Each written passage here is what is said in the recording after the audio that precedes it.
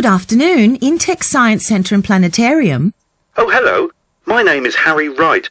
I'm a teacher at Rodean School. I would like some information about the activities going on at the planetarium at the moment. There are a number of live shows like Neighbourhood Earth and Alien Worlds. The first is about Earth and the stars. In Alien Worlds, you visit the other planets. That sounds good. How long do the shows last? They are about 25 minutes long and there is a 15 to 20 minute break between each show. OK, and can you tell me the opening and closing times of the planetarium, please? Of course. We are open every day from 6 a.m. to 4 p.m. However, we close for 1 hour at 10 a.m. for cleaning.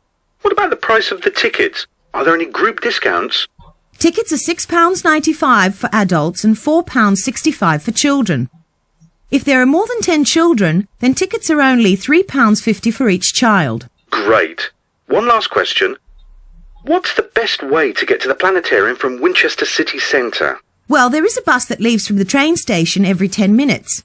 Taxis are also available, of course, but the bus would be cheaper for you. OK, thank you very much.